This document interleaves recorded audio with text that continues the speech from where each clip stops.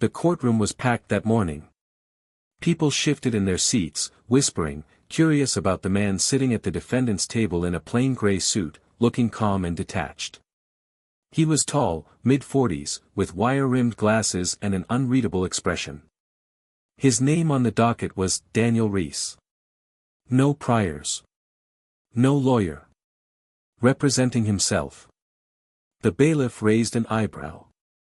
The officers from his arrest leaned casually near the back, already stifling laughs. One even whispered, "Guess he watched too many courtroom dramas." Judge Merriweather glanced over the file and asked, "Mr. Reese, do you understand the charges against you?" Daniel nodded. "I do, Your Honor." "Do you wish to retain counsel?" "No, ma'am. I'll represent myself." The gallery snickered. One officer outright chuckled and muttered, "Good luck with that." The judge gave the officer a sharp glance but said nothing. She motioned for the case to proceed. Prosecutor Linwood stood up confidently. "Your Honor, this is a simple case. Mr. Reese was found at a restricted federal site without proper credentials. When approached, he refused to show ID, acted evasively, and claimed he had clearance. But no such documentation has been verified." Daniel stayed quiet. Calm. He didn't flinch as the prosecutor continued. "Officer Mendez raised his voice just loud enough, still think he's James Bond." A few more giggles rippled through the back rows. That's when Daniel slowly stood up. And the room would never be the same again. Daniel adjusted his glasses, placed both hands on the table, and calmly looked around the courtroom. The judge raised an eyebrow, sensing something had shifted in his demeanor. "I'd like to make a statement before we continue," he said evenly, his voice cutting through the air like a razor. Judge Merriweather hesitated. "Proceed, but make it brief." Daniel took one step forward.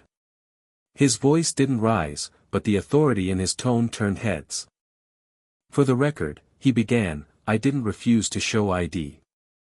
I presented credentials, which your officers dismissed without verifying. I remained silent because I was under direct protocol not to reveal my assignment unless absolutely necessary." He paused. The chuckling stopped. Officer Mendez folded his arms, trying to look unimpressed. "And what assignment would that be?" Daniel turned to face the court, eyes steady. "Field Operations. Office of Internal Oversight." The prosecutor narrowed his eyes. "That's not even a real division." Daniel calmly reached into his inside jacket pocket and pulled out a sleek black badge case. He flipped it open and held it up. The courtroom leaned in.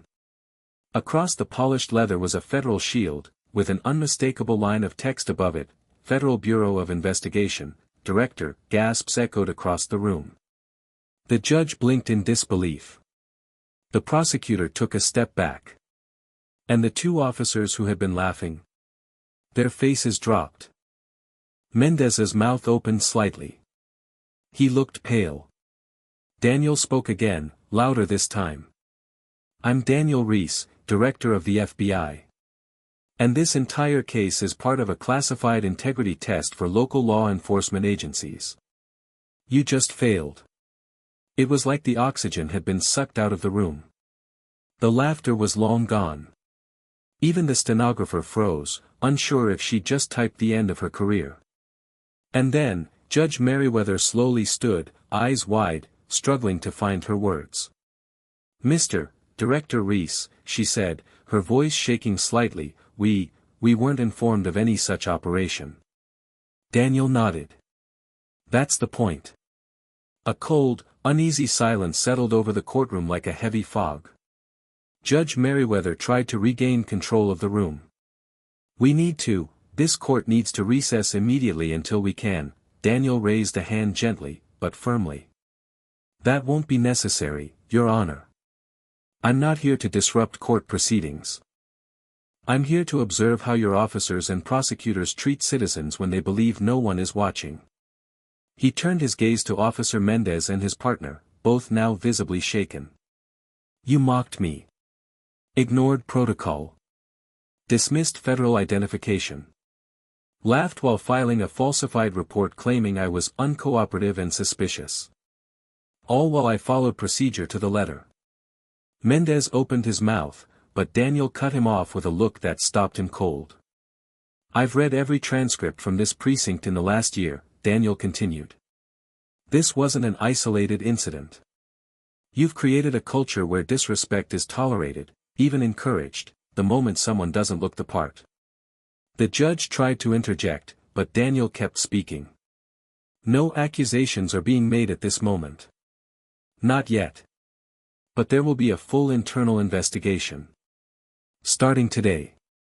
The prosecutor, now visibly sweating, tried to save face. Director Reese, we had no idea, exactly, Daniel said. You didn't ask. You assumed. That's more dangerous than you realize. He stepped away from the bench and looked at the gallery. Imagine how many people came through this courtroom without my resources, without my title. How many of them were dismissed, mocked, silenced. What happens to them when they try to speak up? Not a sound. Not a breath.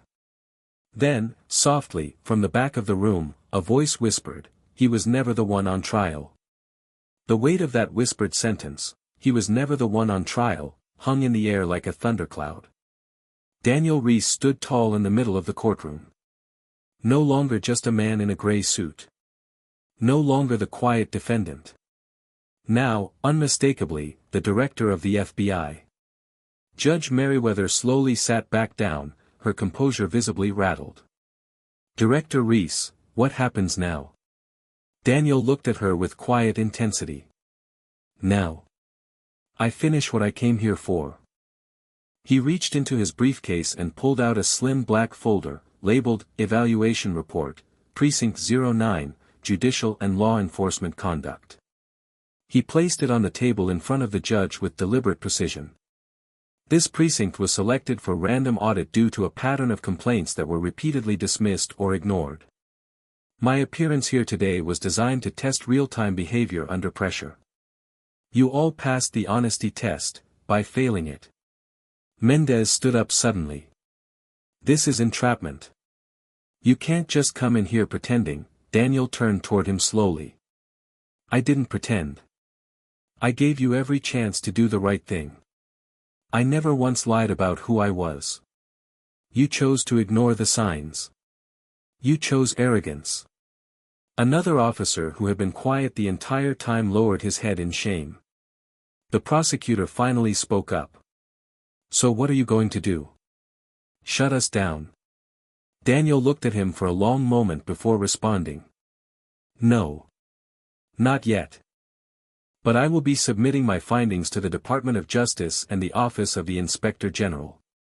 Disciplinary action will be determined based on the report. Some of you may be suspended. Others may never work in this system again. The courtroom was still. The tension so thick it could be carved with a knife. And then, slowly, Daniel turned to the gallery, scanning the faces of those who had come to watch, citizens, reporters, other defendants. You deserve better than this, he said. A courtroom should be a place of truth, not ridicule. Justice, not performance.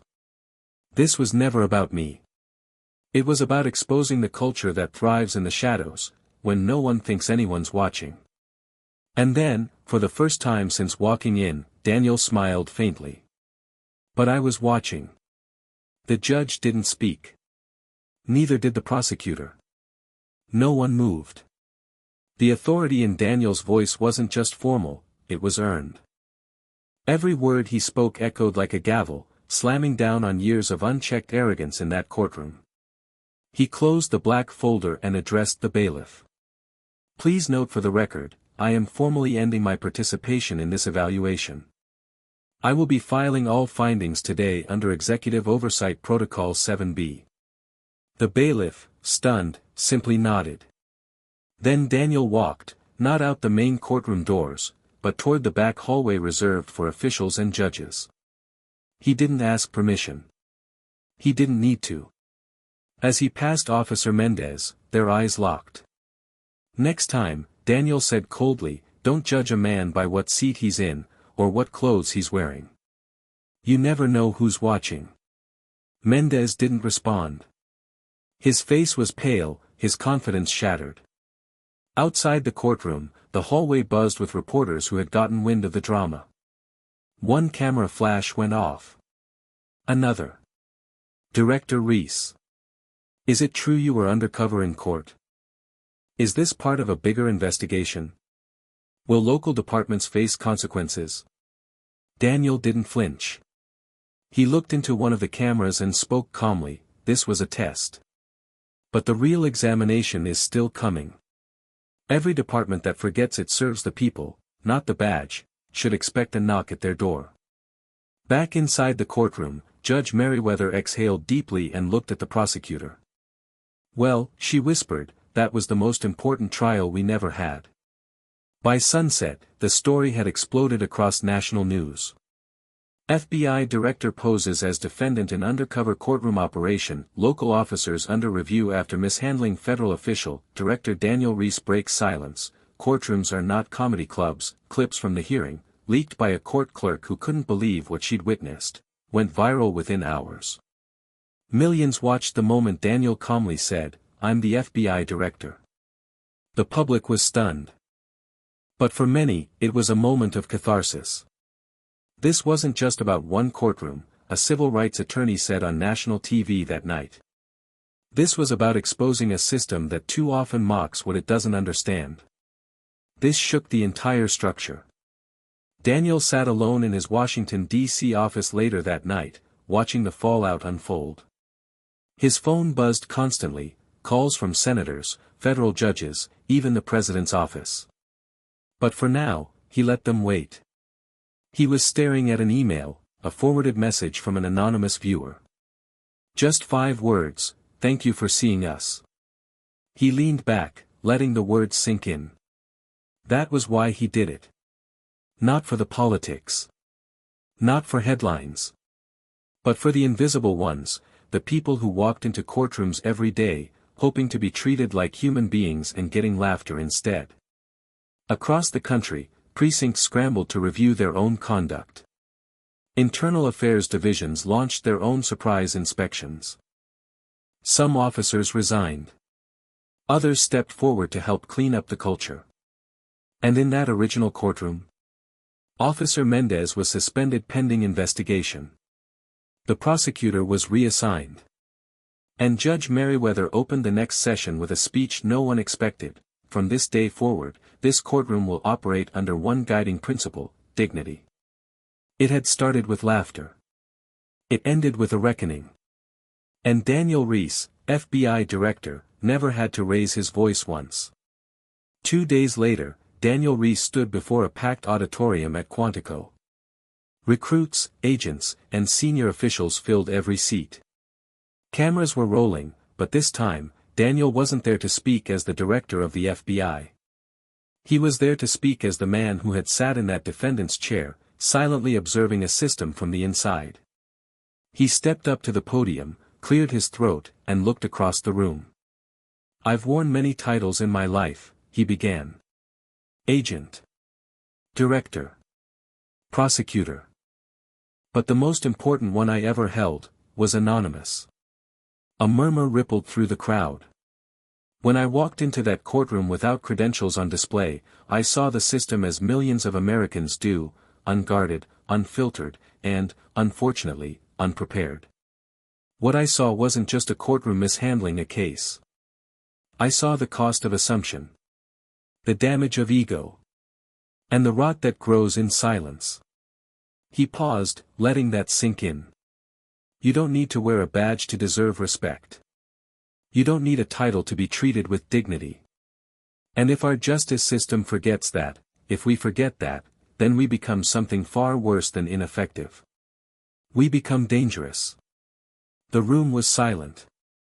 Daniel leaned in slightly, lowering his voice.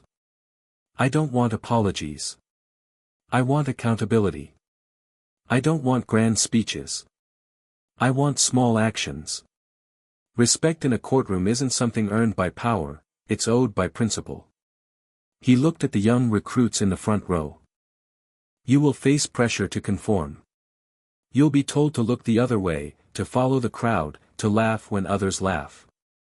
Don't. Be better than the badge. Be better than the room. And with that, he stepped back, nodded once, and walked off the stage. No dramatic music. No applause. Just an entire room sitting in silence, reflecting, changing. The laughter was gone. But something better took its place, respect. While the world moved on to its next breaking headline, the ripple effect of Daniel Reese's courtroom operation was just beginning.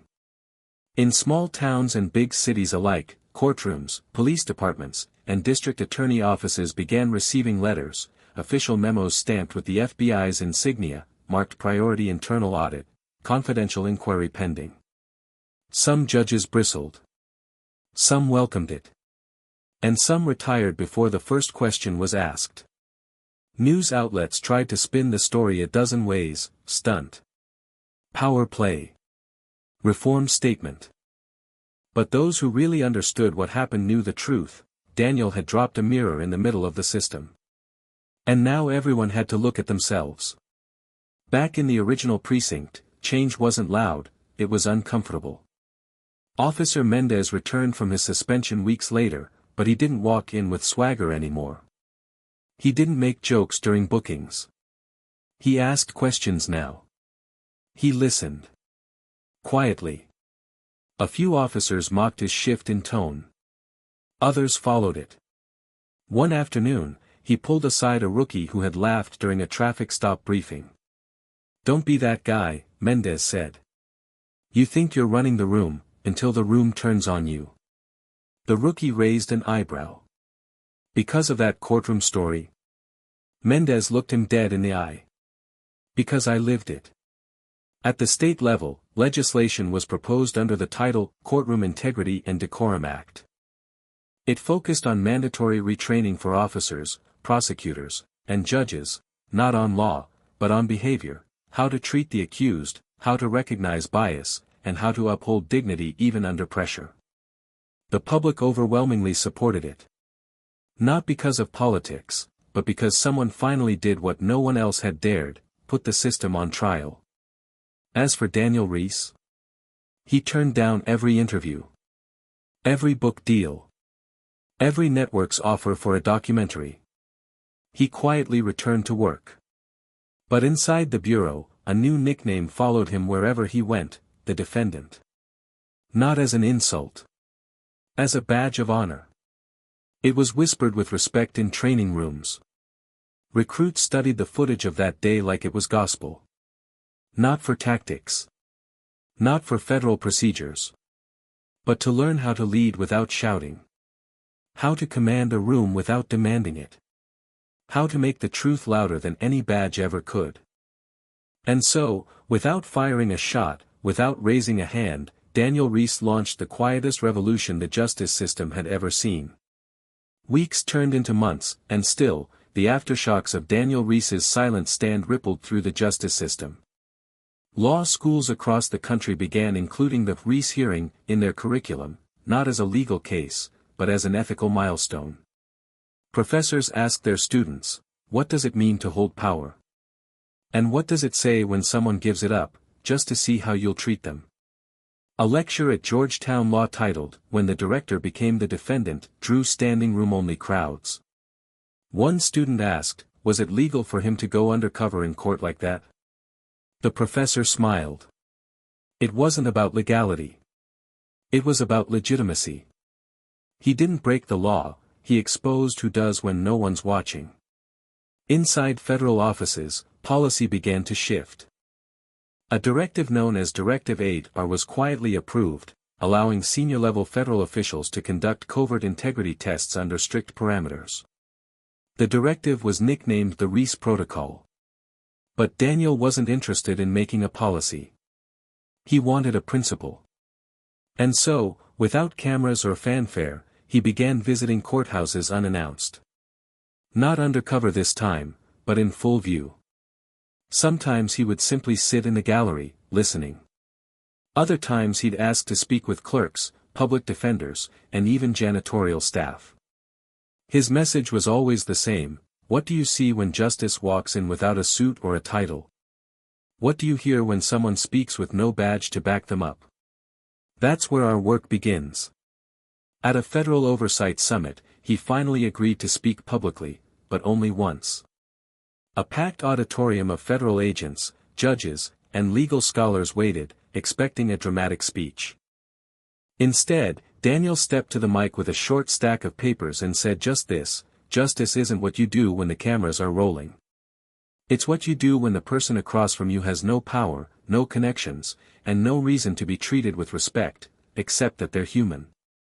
He held up the papers, a printout of the court transcript from that day. They laughed at me. But I didn't come to laugh. I came to listen. He dropped the transcript on the table. And what I heard was a system cracking. Later that night, as Daniel walked to his car in the rain, a woman approached him in the parking lot. Middle-aged.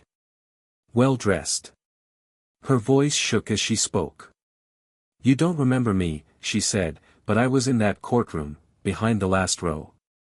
Daniel paused, searching her face. "I had a son arrested last year," she said. "He didn't have your title. Or your calm. Or your silence. He shouted. He cried. And no one listened." Her voice broke. "But watching what you did, that silence. It was louder than all his yelling ever was. You gave him back something we both lost that day, hope." Daniel didn't speak. He simply nodded. And for a long moment, the two of them just stood there. No flashing cameras. No microphones. Just the sound of rain and the quiet understanding that change, real change, had begun. 1 year later, to the day, the courtroom that had once echoed with laughter now bore the weight of a different silence. New faces filled the gallery. Students. Journalists. Reform advocates. Even members of Congress. They had gathered not for a trial, but for an announcement. A rare joint session of judicial leadership and federal oversight. Cameras lined the back wall, but no one was speaking yet. Everyone was waiting for one man. At precisely 10 a.m., Daniel Reese walked in. No entourage. No press statement. Just him, holding a single envelope. The same courtroom. The same judge. The same chair. He didn't sit this time. He stood in the very spot he had once been called the defendant. Judge Merriweather cleared her throat. "Director Reese, we welcome you back. The floor is yours." Daniel nodded politely. Then stepped forward, opened the envelope, and removed 3 sheets of paper. "Today," he began, "I'm submitting the official findings of Operation Gray Silence, the undercover integrity audit conducted by my office over the last year across multiple jurisdictions." Murmurs rippled through the crowd. In 12 cities, across 8 states, we placed undercover operatives, federal and civilian, into court systems. We documented behavior. We measured accountability. We watched how the system treats the forgotten, the unprepared, the accused. He held up the first sheet. Out of the 12 court systems audited, 9 failed. Gasps. Daniel continued. Failures included unlawful detainment, mockery of defendants, falsified reports, suppression of evidence, and misconduct by both prosecutors and law enforcement personnel. He paused. But we also found hope. In 3 cities, judges intervened. Officers showed restraint. Public defenders demanded justice. And clerks, the most invisible part of the system, sounded the alarms before any higher authority did. He set the papers down and looked at Judge Merriweather. "One of those 3 cities is here." A stunned silence fell over the room. Daniel nodded slightly. Since that day, this courtroom has undergone the most dramatic improvement in conduct, transparency, and human treatment.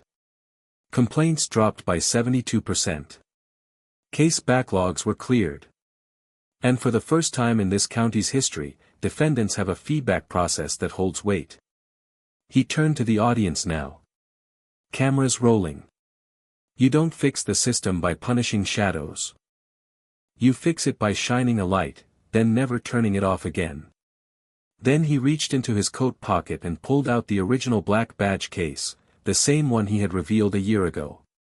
He opened it slowly. And then he closed it, and placed it on the bench. Gasps again. The judge sat up straighter. Daniel looked her in the eye. I'm resigning as director of the FBI, effective immediately.